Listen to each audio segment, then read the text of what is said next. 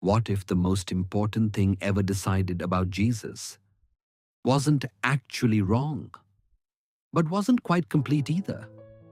That question has followed theologians, historians, and quiet believers for centuries. Not the loud conspiratorial kind of question. Not the kind designed to unravel faith. The kind that surfaces in the middle of prayer or late at night when you're reading the Gospels and something just doesn't quite fit the neat theological box you were handed. We're going to go back to a moment in history that shaped everything Christians believe about who Jesus was. And we're going to ask not whether the church got it wrong, but whether there was something so deep, so layered, so alive in the person of Jesus that even the most brilliant theological minds of the ancient world may not have fully captured it. Because there's a difference between defining someone and knowing them. The year is 325 AD. The Roman Emperor Constantine has just done something no emperor before him dared to do. He called every bishop of the Christian world to a single place. The city of Nicaea, in what is now northwestern Turkey. 300 bishops, give or take, gathering from the edges of an empire. Men who had survived persecution, men who bore scars from it. And yet here they were, summoned not by sword, but by theological crisis. The crisis had a name: Arianism. A priest from Alexandria named Arius had been teaching something that was spreading faster than anyone could contain. That Jesus, though exalted, though divine in some sense, was a created being. That there was a time when he did not exist. That the Son was subordinate to the Father in nature, not just in role. You have to understand what was at stake. This wasn't an abstract argument among scholars. If Jesus was created, then what humans encountered in him was not fully God. If he was not fully God, then what died on the cross? And if what died on the cross was not God himself entering death, then what exactly was saved? The council answered clearly, decisively. Jesus was declared homoousios, of the same substance as the Father. Not similar, not like, the same. One being, two persons sharing an identical divine nature. It was, by any measure, one of the most consequential theological decisions in human history, and it was not wrong. But here is the question that lingers. Here is the thought that refuses to be fully resolved by a Greek word, however carefully chosen. What about everything else? Read the Gospel of John carefully, and something unusual happens to you. You notice that Jesus weeps at a tomb, not because he doesn't know what's coming. He's about to raise Lazarus from the dead. He weeps because Mary is weeping. He weeps because grief is in the air and it moves him. The creator of the universe is moved by a woman's tears. Then read the account of the Transfiguration in Matthew 17. 3 disciples see his face shine like the sun and his clothes become white as light. Moses and Elijah appear beside him. The disciples fall on their faces in the same man who wept. This. Then go to Mark's Gospel, the earliest, the most urgent, and watch how Jesus touches lepers. Not with a word from a distance, with his hand, physically, deliberately. In a culture where that touch made you unclean, he reached out and made contact. The God who had spoken galaxies into being, touching the untouchable. And then there's the cry from the cross. My God, why have you forsaken me? That sentence has disturbed theologians for 2,000 years. The Council of Nicaea gave us language for the divine nature. But what do we do with that cry? What do we do with a God who experiences forsakenness? The early Christians, before councils, before creeds, before systematic theology had its full vocabulary, lived inside a tension that was perhaps more honest than uncomfortable. They knew Jesus had walked on water and also gotten tired.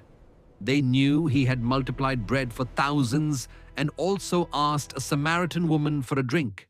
They knew he had commanded the wind to stop and also slept through a storm. Paul, writing to the Philippians decades before Nicaea, put it in language that is still breathtaking in its strangeness. He said that Jesus, being in the form of God, did not count equality with God a thing to be grasped, but emptied himself, taking the form of a servant. That word, emptied, kenosis in the Greek. He emptied himself.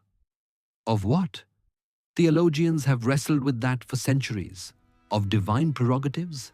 Of certain expressions of power? Of something we don't have categories for? Whatever it means precisely, it means that the incarnation was not God putting on a costume. It was God genuinely entering the human condition, not performing it, inhabiting it. And that is where the Council of Nicaea established something vital and true, but perhaps left something unfinished, not by error, by limitation.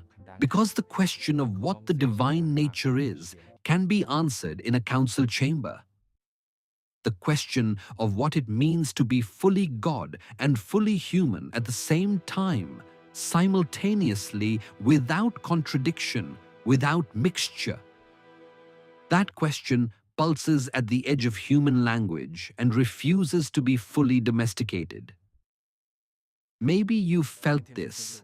You've been told Jesus is God and you believe it. You've been told he's fully human and you believe that too. But somewhere in between the confession and the lived experience of faith, the person of Jesus has become more like a theological position than a presence. More like a doctrine you hold than someone who holds you. And that gap, that strange distance between what we confess and what we feel, might be connected to something the early creeds, for all their brilliance, could not fully transmit. The experiential reality of Jesus. The Jesus who asked questions he already knew the answers to. Who told stories instead of delivering propositions. Who let a woman wash his feet with her hair and said nothing to stop her. Who refused to fit cleanly into the theological categories of his own time. The Pharisees had a doctrine of God. It was careful and rigorous, but they missed him standing in front of them. This is not an argument against Nicaea. Let that be clear. The council preserved something essential. The truth that in Jesus, humanity did not encounter a representative of God, or a reflection of God, or a messenger from God. Humanity encountered God himself. That truth is load-bearing. Remove it and the entire structure of Christian faith collapses. But a truth can be preserved and still remain only partially understood. A map of a city can be accurate and still fail to communicate what it feels like to stand in the city square at dusk. What Nicaea gave us was the map. What the Gospels are still offering us. If we read them slowly enough, carefully enough, humbly enough, is the square at dusk. The presence, the texture, the impossible, living complexity of a person who was somehow both the one who breathed the stars into existence and the one who needed someone to loan him a donkey for a ride into Jerusalem. Maybe the missing piece was never missing from Scripture. Maybe it's been sitting there all along in the silences between the miracles, in the humanity behind the theology, in the cry of dereliction that no creed has ever quite absorbed. Because the deepest truth about Jesus may not be one that can be held in a formula, however precise, however necessary, but one that must be encountered, returned to, wondered at. The writer of Hebrews said he is the same yesterday, today, and forever. But he also said that this same Jesus learned obedience through what he suffered, unchanging. And yet he learned both of those things at the same time. The Council of Nicaea was not the end of understanding, it was a foundation. And foundations are not meant to be lived in. They are meant to be built upon. So perhaps the question was never what they got wrong. Perhaps it's this: how far have we let ourselves keep going? How deep are we willing to follow this person, this God who became tired, this Creator who wept, this eternal Word who once had to learn how to walk? How deep does it go? That is the question the creeds were never meant to close. They were meant to open it.